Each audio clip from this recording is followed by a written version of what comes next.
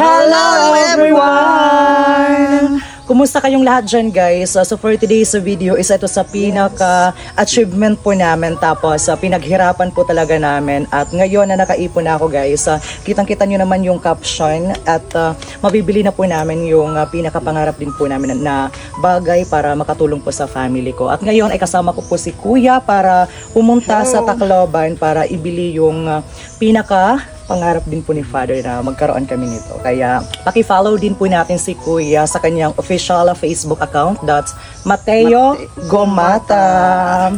Thank you so much everyone. At ngayon ay alis na po kami. Abangan nyo yung mga susunod na tagpo. Kaya thank you, and ano masabi niyo Father na sa blessings na ito? Pinaghirapan po talaga kasi ito na. Nagpapasalamat ako sa Panginoon na dumating din yung mga pangarap namin.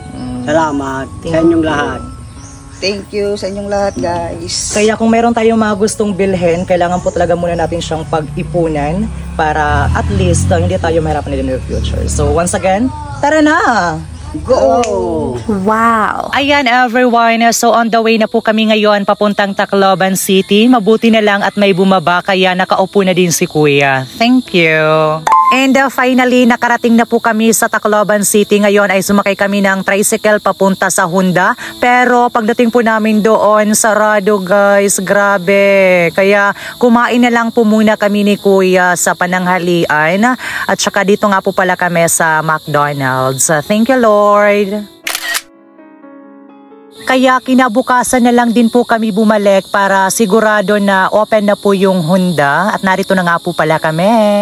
Ayan everyone, so nakapasok na po kami ni Kuya, tsaka medyo busy po ngayon yung mga teller sa pag-asikaso sa ibang customer, kaya napag-isipan po namin na tumingin-tingin na lang po muna sa mga Honda na motor. So itong 75,500 yung XRM at tsaka yung 75,000 na Honda Beat ay isa sa mga pinakapasok sa mga sa budget po natin. Pero mas pinili ko yung XRM 125 kasi yung Honda Beat is medyo mahal yung maintenance, tapos mahirap po siyang i-maneuver. Kaya eto, nagpirma na po tayo na bilhin yung 75,500 po in cash. Thank you Lord!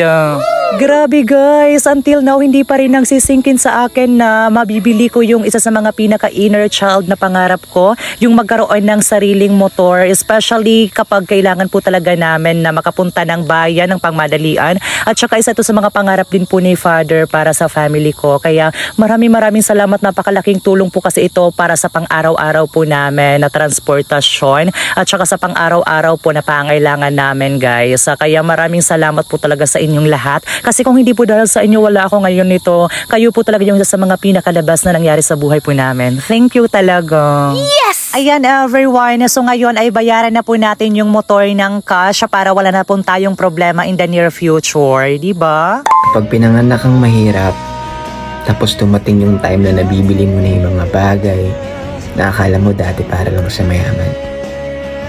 Nakakatawa lang kasi yung iba tatawagin kang hambog.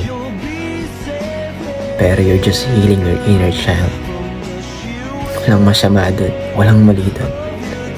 As long as wala kang tinatapakan na tao, ituloy mo yan. So, supportahan kita. Okay na po. Sabi ka, balik na lang ang reception.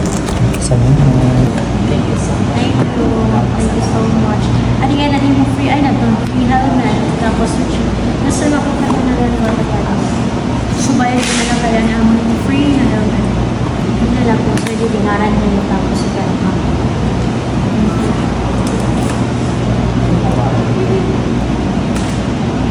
Ayan everyone, grabe, walang paglagyan yung saya na nararamdaman ko po ngayon kasi I know and I believe in myself na isa ito sa mga pinakamagiging way para makatulong na naman po tayo sa family ko po at saka mapasaya naman po natin sila gamit yung instrumento po na ito. Kaya thank you so much sa inyong lahat. See you again in our next video. Bye-bye!